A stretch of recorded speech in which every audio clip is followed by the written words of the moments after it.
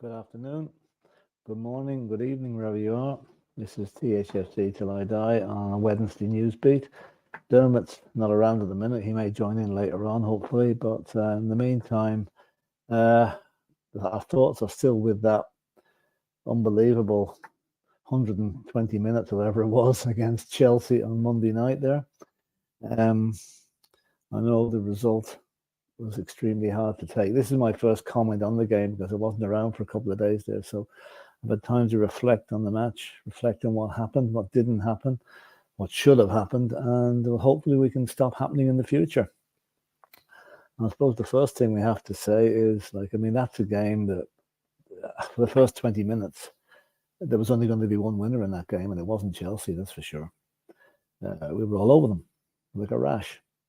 But then the red mist descended, and a couple of players, Destiny Udogie, and to a much greater extent, Christian Romero, who we had hoped the partnership with Mickey van de Ven had curbed his animal instincts, if you like, for getting stuck in and prowling around the pitch like a raging bull, which he did last season, to great not positive effect for us. He was, I have to say, he was unlucky. I think, to get sent off. The way he connected with the ball, his foot was always going to be in an upward trajectory. And the fact that the Chelsea player was inches away from him, he just couldn't divert his foot, couldn't keep his foot down. So, it was a foul. It was a booking. For a red card, I don't think so. I mean, in the olden days, the referees wouldn't even call a foul. And the ironic thing is, the referee didn't call a foul. And that if Cachero's, whatever the Chelsea player, the ball ended up in the back of the net, if that goal had been allowed to stand before VAR got involved, then chances are Romero wouldn't have been sent off. So that's the stupidness of VAR at the moment, you know. That being said, okay, we lost 4-1.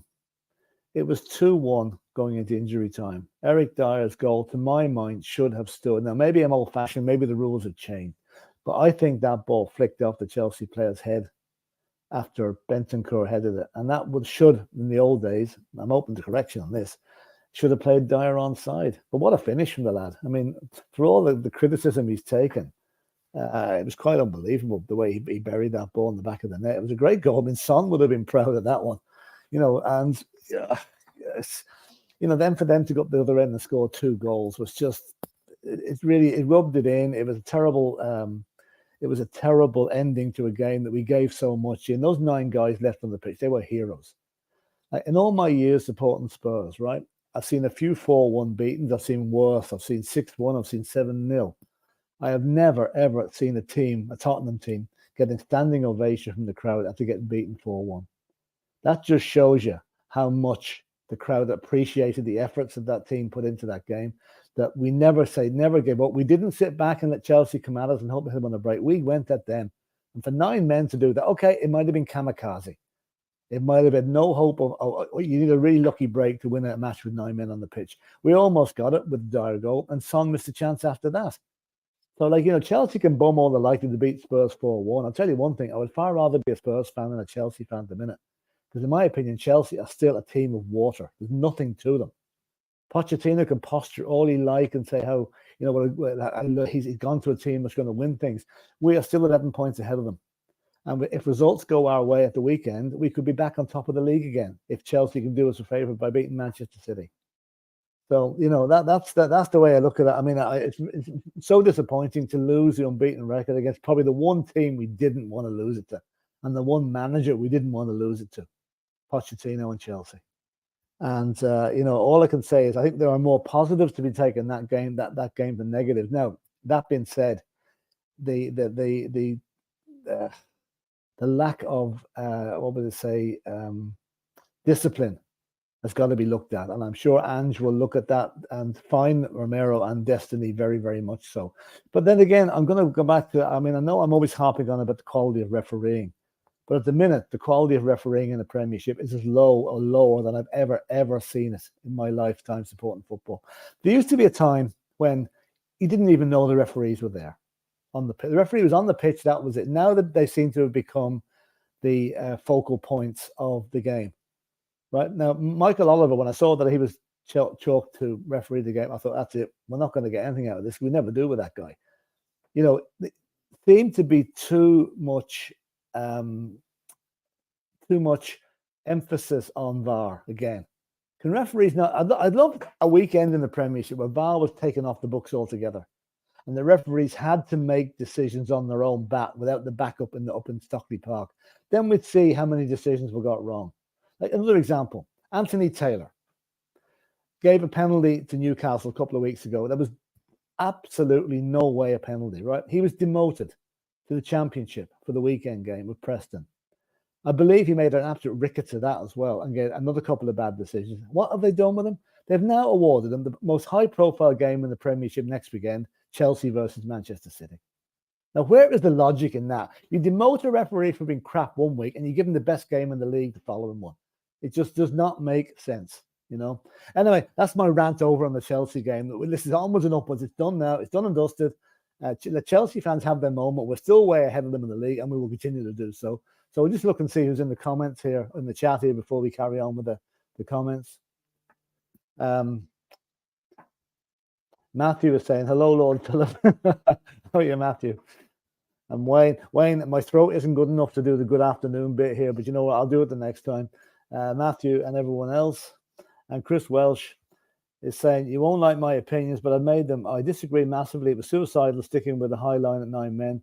Albeit Angie sticks with his style, a bit naive for me. He's never going to change it. He's come out publicly and said he's not going to change.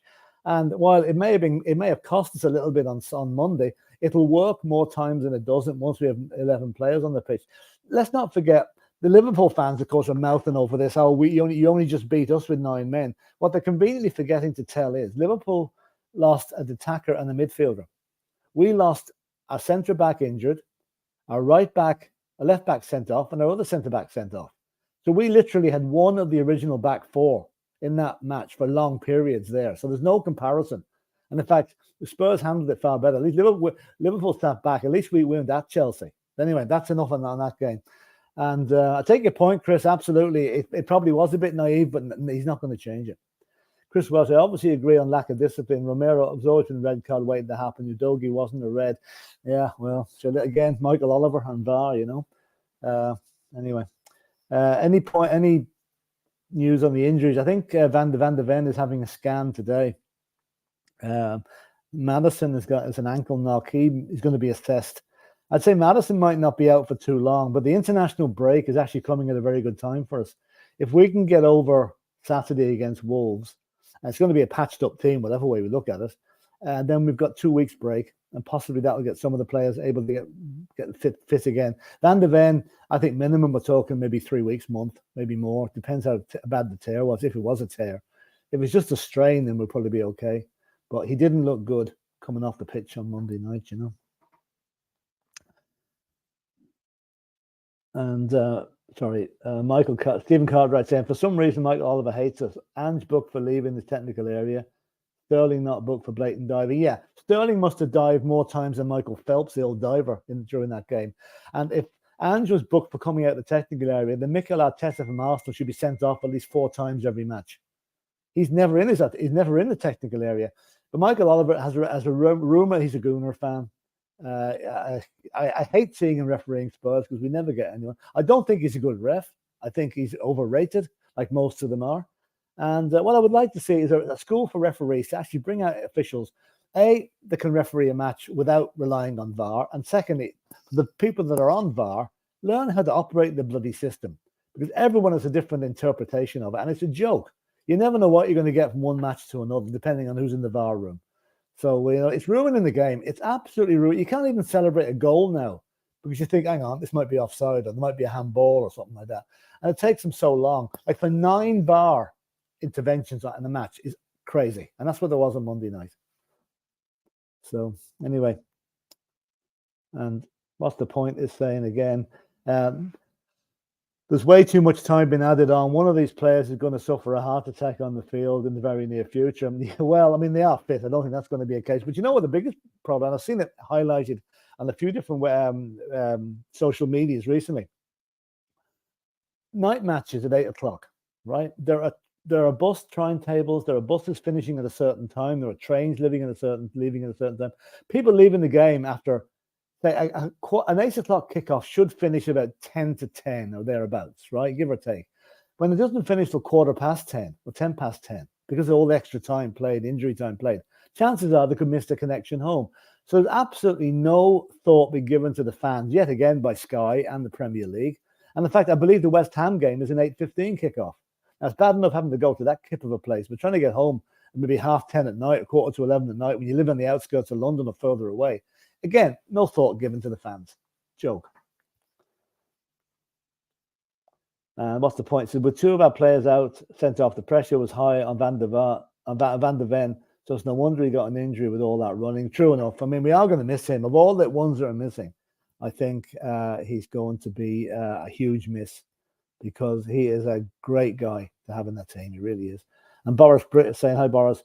Van der Ven is having a scan, and it could be far less scary since it's all swollen up. So a quick assessment made it to be worse than it could be. Yeah, the most minimum time I've seen mentioned is 3 weeks. And if it was 3 weeks, that's great. That means you might only miss 2 matches, you know?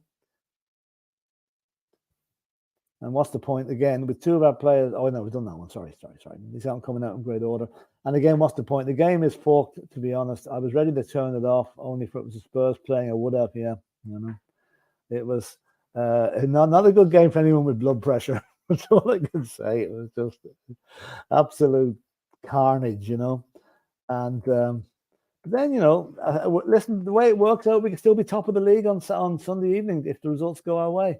So it's not all doom and gloom. I'll tell you, as I'm going to cover in one of the first points on the banner here, is what do you reckon will this have the effect on Spurs? Was the Chelsea defeat a character-building exercise? Will this bond the team even further? I mean, Poch had the same experiences at Brisbane and Melbourne, wherever other teams you mentioned. He had it at Celtic when he arrived. So, do you think? You know, put your comments in the chat there. Do you think that there could be absolute positives to come from that game on Monday? Because it'll show it showed the fans. It just shows how much that team is bonding and how much the team spirit is there. Now, can you imagine this time last season? Well, maybe not this time, but later on last season after Christmas, if we'd have been in the same position under Antonio Conte, what would have been the end result? To bear that in mind, I can't see it have been anywhere as close as the game on Monday night was. So, going back to the chat in a minute, Ed Emerson, he pulled top of hamstring. That's a minimum of 6 weeks. Well, let's see what the scan says. What the scan says. Like, he's young. He might be able to repair he might be able to, get better quicker than maybe someone of a higher age. But anyway, let's go back to the Chelsea thing. Personally, I think it is a character building exercise. It's one of the bumps in the road we always knew would happen. Now, we didn't think it would take 11 games to happen, but it's happened now. We've got a decent run of games coming, a few difficult ones in December, like Man City and whatever, but we've got... actually, can I just go off for 1 second? I just need to do it. I'll be back in one tick.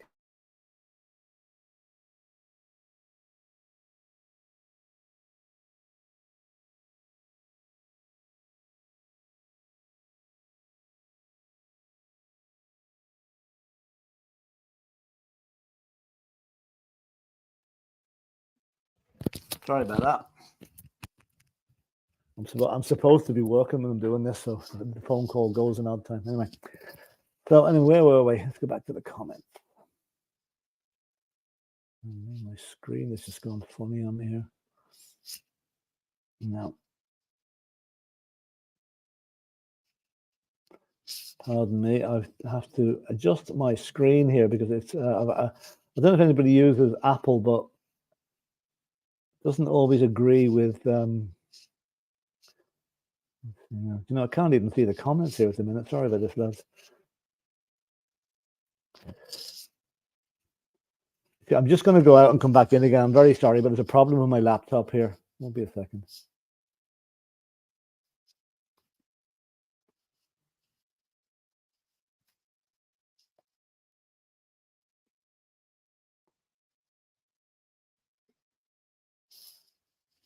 Now here we are. Now got it. Sorry about that.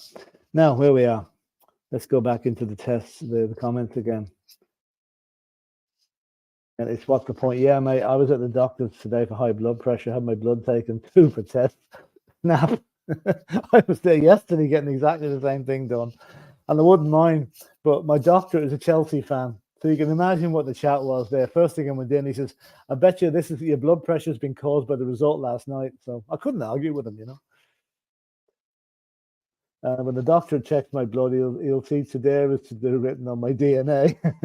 Very good, very good. I was actually going. If we'd have won on Monday night, I was going to go in wearing my Spurs shirt on Tuesday, but I didn't have the nerve to because he would have slagged me too much.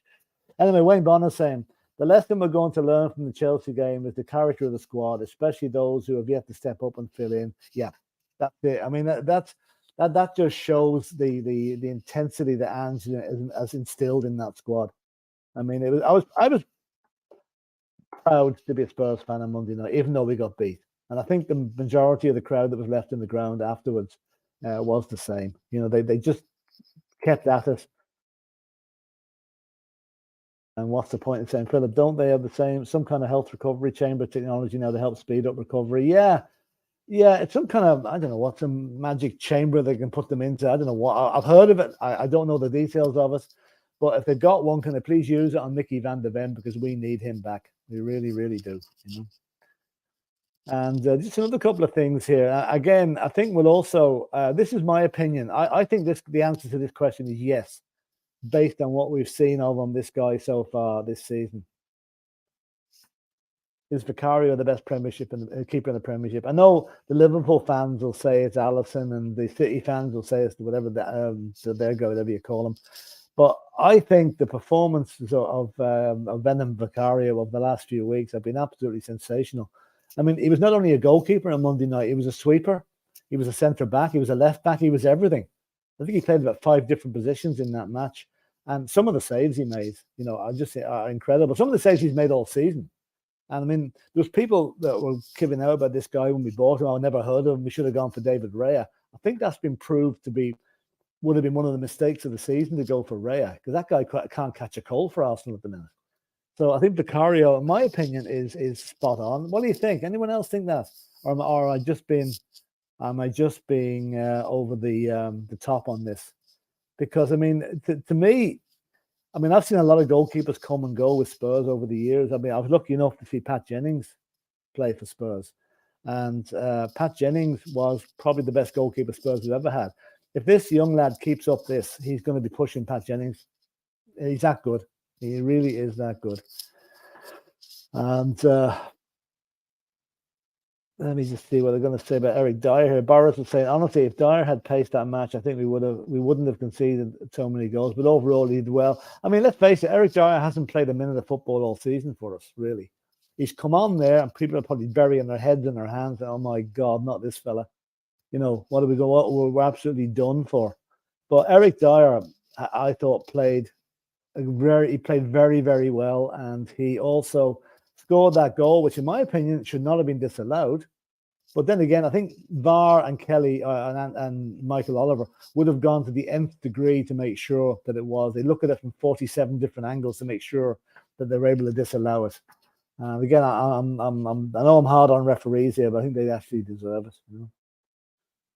And Wayne is saying VDV is the loss we couldn't afford. Yeah, that's true enough. I'm hoping Madison isn't too bad, but you know, we'll know in the next couple of days. And then Boris is saying Raya is like Richie. He did well one season, but hasn't fully proven himself yet for the new clubs. Well, I mean, he's got the situation with Ramsdale. You know, the two of them fighting for the one. I think Ramsdale played in the cup the other night when they got beat by. They got beat by West Ham. Yeah. So, but Raya seems to have got the league. So it's interesting to see who plays for them. Not that I really care who plays for Arsenal tonight. They can go to hell as far as I'm concerned. But you know, let's hope Sevilla stuff them tonight. One thing I will say though, again, just to continue on the Vicario thing, he has got Fraser Foster to back him up, and no sign of Hugo Lloris. That's worrying me a little bit. What is he doing at the club at the minute? Why can't they just cancel his contract and let him go on a free transfer when he's a free agent? because he's only hanging around there. Well, I'm sure he's still training with the first team, but then picking up a big wage packet and doing absolutely nothing, not getting the game at all in any of the sides, must be very frustrating for him. And I think it's best for everybody if he just moved on, you know. And Ed is saying Vicario, he looks brilliant. He is. Total confidence in him. Like last season and the few seasons, anytime Hugo got the ball at his feet, I'd be closing my eyes. This guy can play football as well as save goals. I think he's an absolutely brilliant keeper. And Wayne is saying, Big Vic gets better with each game. What an absolute bargain. Absolute. Like, I mean, fair dues to Paratici or whoever spotted this fella. I mean, you know, he was an absolute gem to get. What's he done? He's trebled his value in the space of 4 months. So I think it's an absolutely fantastic player. And Vicario was definitely in the mix for player of the month for me. Absolutely. Yeah, absolutely. But goalkeepers rarely get it, though. No, but you never know. Now, this is one I wanted to bear on about Richie. As you probably heard, Richie's going in for, I think it's on his groin. He's having surgery. He's been in pain for the last while with it. And like, it's pretty obvious there's been something wrong with the guy. He hasn't been the Richie that we thought we were getting from Everton. Okay, and flashes, he's done it, but more often than not, he's flattered to deceive, and he hasn't actually delivered what we thought he actually could deliver. So I think it's probably better for him to go off and have an operation. I know it's another player gone out of the squad, but we have the young lad Veliz from the Argentinian guy that has played for the under-21s and made his debut for the senior team. He can come in, and then again we've always got Brandon Johnson on the right left-hand side there, who was very unfortunate, had to be substituted on Monday night because I think he could have caused that Chelsea defense. Excuse me, a lot of bother. And you know, let's hope Richie gets well, as all our injured players get well fairly soon, because the squad is thin enough, and it's hard now that we're losing players with such regularity. We need to go a few games now with no further injuries, no further drama, and you know, get through this international break and hopefully get a few players back fit again or near fit again for the campaign that's coming after November. And this is about Bentancur. It came off Bentancur's head. Yeah, it did. But it also, Bentancur was in front of the Chelsea player. If you look at it closely, it's flicked off Bentancur and flicked off the Chelsea player after him. And the way I was looking at it anyway, they were trying hard to have a reason to give the goal. I'd say they were trying hard not to give the goal. But if you look at it again, I'm convinced, and a lot of people have talked about this, to think it did hit the Chelsea player. If you look at it in slow motion, because the ball, Bentancur was in front of the Chelsea guy, so it had to come off his head first. Anyway, it's immaterial now. It's not going to change things, but it's just, you know, it's just annoying to lose that two, look to me, really, really good goals disallowed by VAR. It probably would have stood in normal circumstance. Or the ref did, although the linesman did put his flag up for the Dyer one, you know. Boris is saying, well, groin surgery proves worth its look at how well Sons come back after the surgery. Yeah, that's true. We do have options. We're missing centre backs more than our centre back problem is bigger than our forward problem at the moment, you know. And this is one I'm going to bring. Actually, I'm going to bring up the next banner on this one. This is my question for. We'll be in a second anyway. This is my question for next Saturday. Should Ange pick a Dyer and Phillips centre-back partnership against Wolves?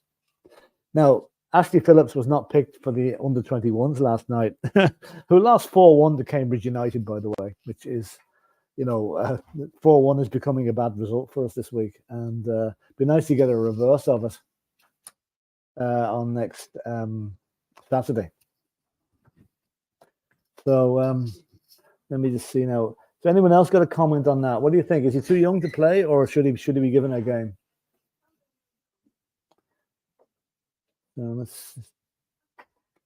Now, what's the point? What's the point? Is answering the question beforehand. He's saying now is the time for Phillips to shine, and I wouldn't mind seeing him paired with Dorrington and let them form a partnership until Romero comes back. Yeah, I think putting the two of them in together will be a bridge too far. I think criticized as he is and whatever, Eric Dyer has to start on Saturday. I think he's the only experienced centre back we've got fit at the moment. So I think, you know, experience comes into it. Playing two rookies against Wolves might be just a little bit dangerous. So let's hope Eric Dyer can come in and play as decent a game as he did on Monday. Now I know he hasn't got the pace. We know that. Like, I mean, I've seen the Titanic had turned quicker than Eric Dyer, but you know, he's got a football brain on him that he can use that. And let's face it, it's all we've got. We don't have anybody else, unless you want to play Pierre Højbjerg at centre back like he did for a while on Monday. But I don't think that's the option either. You could play Emerson Royale at centre back either, but I think we need someone that's used to playing at centre back, which neither of those two guys are. So that would be my point. That possibly he will pick Phillips, and Phillips is regarded as an absolute gem in the lower divisions, and he was picked up for a reasonably good price and has played regular championship football for Blackburn. So, you know, I think we should be able to put him in with a degree of confidence.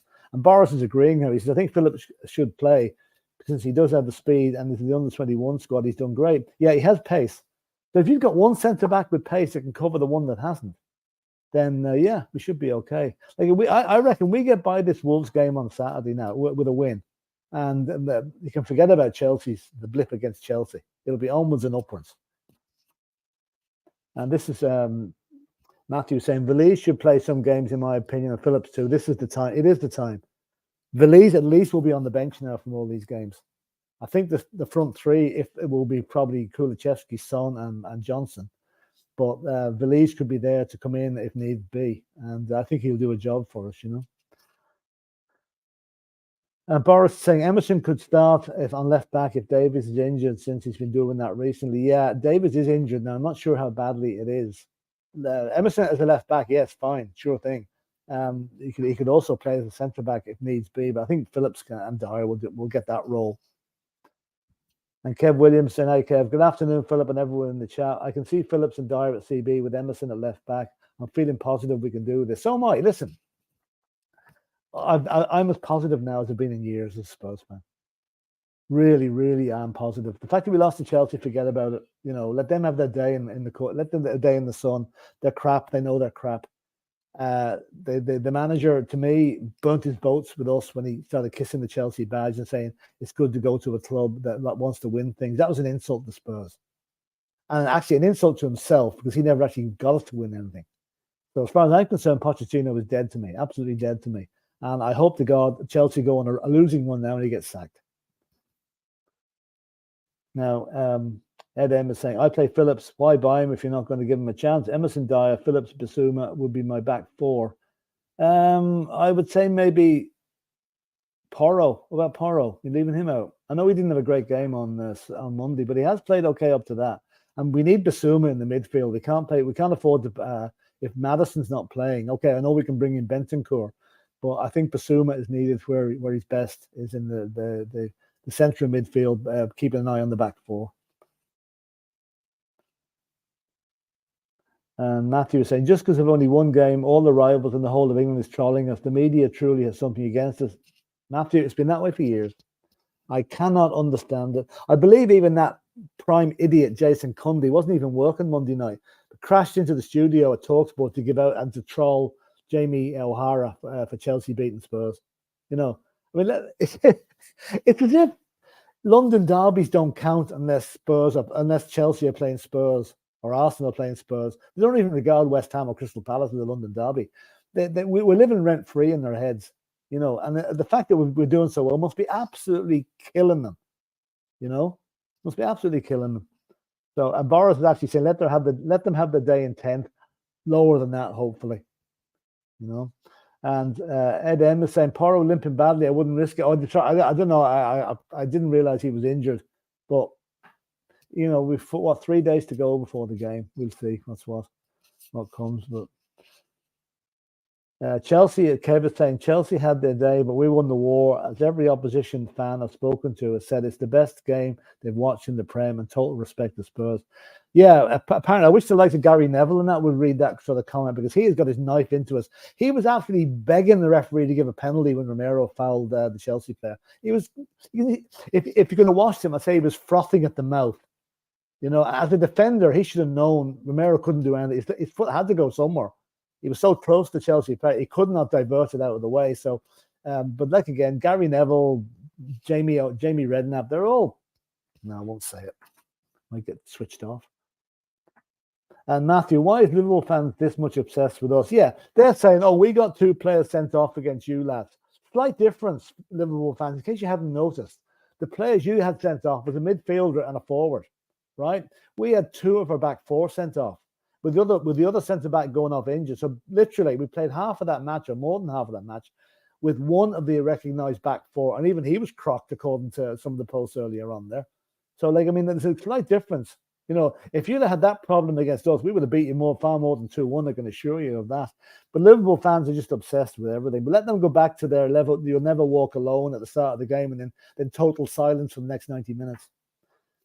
Now, Matthew, we will see at Stamford Bridge who is the better with 11 versus 11. Yeah, I think that will be tasty. I think that will be extremely tasty. When we go back there, hopefully in a Champions League position, and they're struggling in mid-table as they are at the moment, and we'll show them who's the boss. They got lucky on Monday night. Every single thing that could have gone wrong against Spurs did go wrong. Every single thing went right, including having the referee in his pocket. Bad enough playing 9 against 11, but playing 9 against 12 was just impossible. And Boris is saying, the only defender I respect out of rival ones, what became pundits, is Carragher. He's the only one I respect because he respects us and doesn't slander us. That's true. Yeah, I have my moments with Jamie Carragher, but generally he is pretty good. You know, and I see that idiot Darren Bent is on talks for blowing us out of the water again. What is wrong with that guy? He played for us. He's absolutely no time for Spurs. And Graham Roberts even had a pop at him on Twitter earlier on today, told him to cop himself on and stop slandering Spurs. An ex-player like that, Jason Cundy is an ex-player, although that's debatable whether he ever played any decent football for us. He hates us as well. I don't know. And what's the point? Says, well, let's face it, you can't tackle anymore. And if you do show your studs, you're off. That's true. That's true. I could just imagine, go back to the 60s, when you had the likes of Dave Mackay, Billy Bremner, Norman Hunter, Ron Harris playing. Those guys would be sent off at least 10 times a season. And that's been conservative, the way they played. They would literally kick lumps out of the forwards and get away with it because it was allowed and expected. Now soccer has become nearly not a contact sport. Any contact at all, and it's gone. You can't even look at the goalkeeper now. Whereas back in the 60s, if anyone knows the history of Spurs, Bobby Smith, the old Spurs centre forward, used to thrive on barging goalkeepers into the net because it was allowed. And the best example of that is when we played our first game in the European Cup in 1961 against Górnik Zabrze of Poland on a snowy pitch in Warsaw, wherever it was. And we lost that game, I think 3-1. We lost it anyway. At the end of the game, Bobby Smith went up to the Polish goalie, put his finger in his nose, and he says, London, London, you're going to get yours in London. And the first minute of the second match at White Hart Lane, Bobby Smith put that boy in the back of the net. He lost his nerve completely, and we won the match 8-1. So, you know, he wouldn't get away with it now, that's for sure. So, let's see what other comments we've got. The comments are flying here, lads. It's great to see it. And oops, I think I've shown that one. Yeah, I have actually. And yeah, no, actually, sorry, lads, I'm repeating myself a little bit here. I'm just trying to get. Yeah, this is what's the point saying? Gary Neville was so biased, he made me sick. Yeah, I literally had to switch down the volume. I could not listen to that. You know, couldn't. I won't even call him what I want to call him. And what's the point again? Let's face it, you can't tackle anymore. Yeah, that's true. So we've done that one. And Horace Britt is saying he's a gooner. What do you expect? That could be any of the ones that we're talking about. That could be. No, it's not Gary Neville. He's not a gooner. I don't know who the gooner there is. Maybe Darren Bent. And Matthew saying Son was this close to score a Puskas-worthy goal. Yeah. Small margins, tight margins. We could have been so much into that game on Monday night. Imagine we'd beaten Chelsea with 9 players on the pitch. Would we get any credit from the media then? Probably not. Probably not. They'd probably be saying how bad Chelsea were. It wouldn't be how good Spurs were. It's always how bad Chelsea were, or vice versa. And what's the point? It was just one of those games that happens a few times a season when everything went pear-shaped. It will. Let's hope we've got it out of our system now. That's the end of it. There'll be no more mad games like that. Or if there is, that we come out on top. Matthew saying Liverpool and Arsenal fans are trying to make fake quotes to people that hate Ange. Liverpool and Arsenal fans should look at their own managers. 2 moaning minis, Mikel Lego Man Arteta and Jurgen Clippity Klopp, mouthing off about VAR because they didn't get a decision, making themselves look absolute idiots, which they are, especially at Arteta. And whereas our man comes out, he's quite reasoned about it. He's very, very sensible. He doesn't blame he says, listen, these things happen. They even themselves out over your career. And that's the absolute right way to take it. And Liverpool fans can't take it because they know their 2 managers have been branded as crybabies.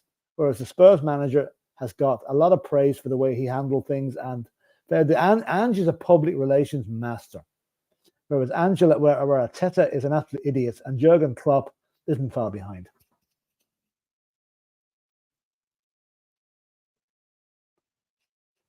And just see any more here.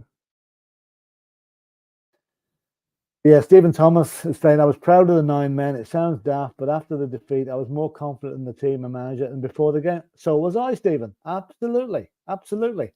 I think we can take far more from that game that can be taken away from us. Ange has proved that in 4 months at that club, he has revolutionized the entire place. He has got everybody on his waistband, and it's only going to get better. It really is. And Colin Cross saying, if Oliver had booked Sterling for diving, like this got sent off, the game would have been stopped and then no pen. Yeah, but Michael Oliver let Raheem Sterling away with murder. Absolute murder. It's only later in the game when things didn't really matter, he started booking Chelsea players. He should have done it when it did matter. And 10 against 10, we would have won that game. 11 against 11, we win that game. No comment.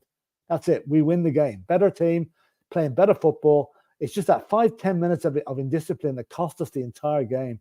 But play that match again tomorrow on a level playing pitch with 11 against 11. There's only one winner, and it's not Chelsea. And Boris is saying, Matthew, oh yeah, I saw that, trying to make quotes of Ange slandering the VAR before the match even ended or started. Yeah, don't mind them. I'm trying to work out the Arsenal fans who's got the brain cell this week. And what's the point? Saying TalkBait is just another clickbait machine, always putting out controversial points to stir up the hornet's nest. I refuse to listen to TalkSport. I just refuse to. Will not do it. I don't want to get annoyed. If I listen to TalkSport, my radio will be banging off the wall every 10 minutes. Yeah, Darren Bent, that's the guy who's a gooner. Yeah.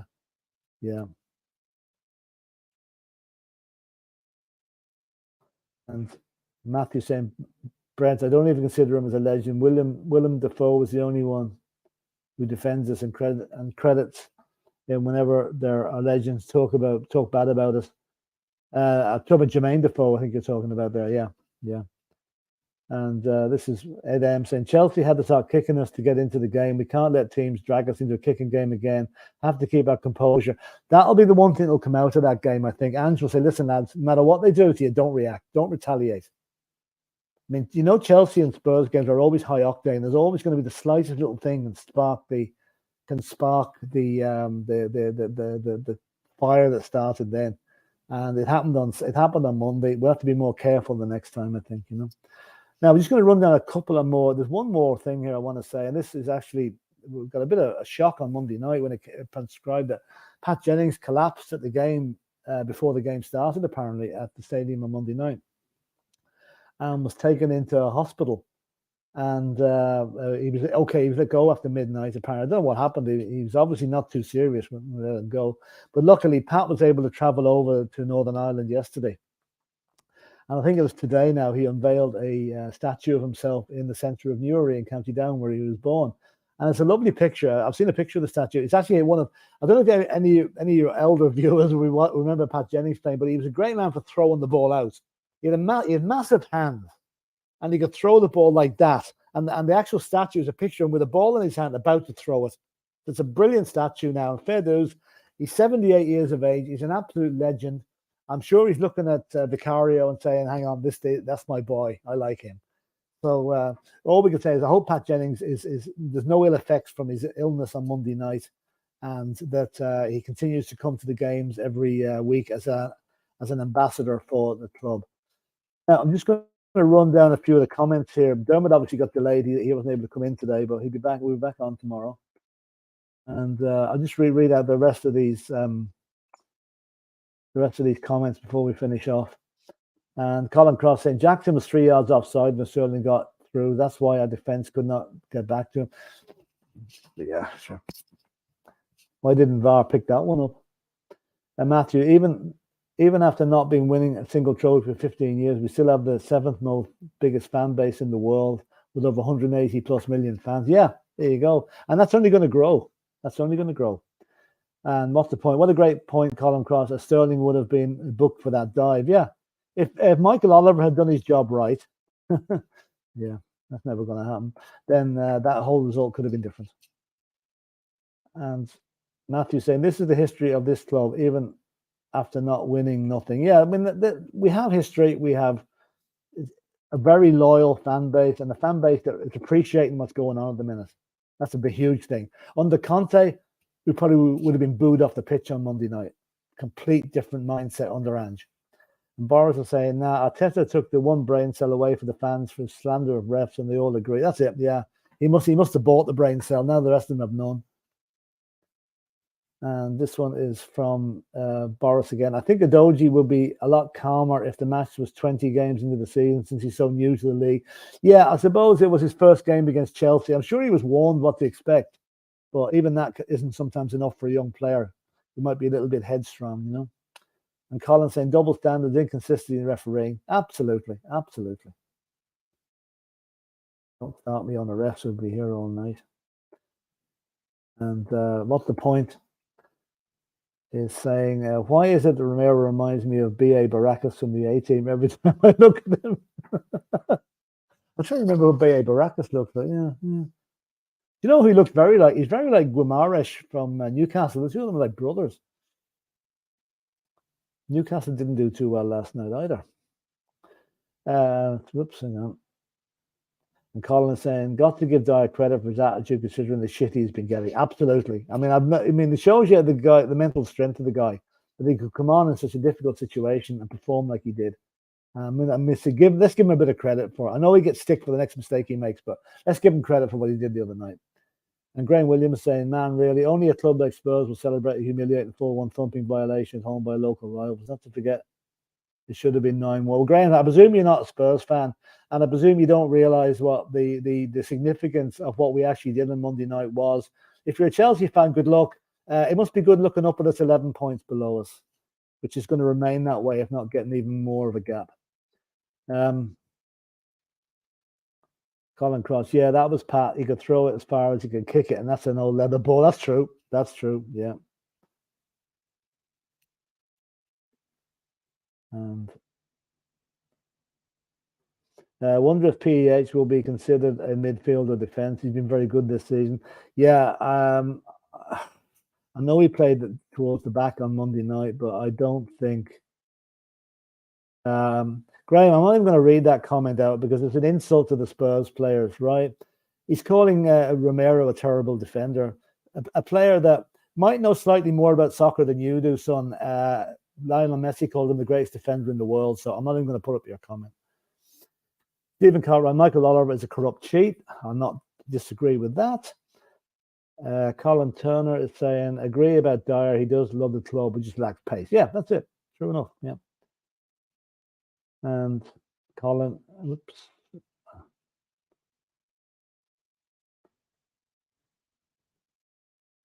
Right, another Gooner, not surprising. Yeah, is a Gooner or a Chelsea fan, one or the other. What's the point of this? Okay, lads, I've got to go later. Thanks, Doc. Thanks, Doc. And Colin Turner is saying, I think time of Doge will be class, no doubt about it. He is class. He's class already, you know. And Romero is class but rash. He'll have to learn from this huge mistake. I think he will. And lads, listen, at that, I'm going to leave it.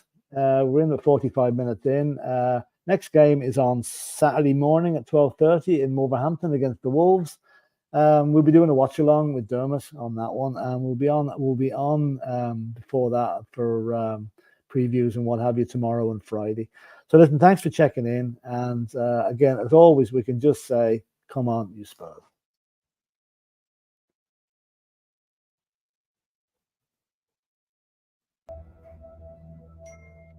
To bring together a group of remarkable people. To see if we could become something more. So when they needed us, we could fight the battles that they never could.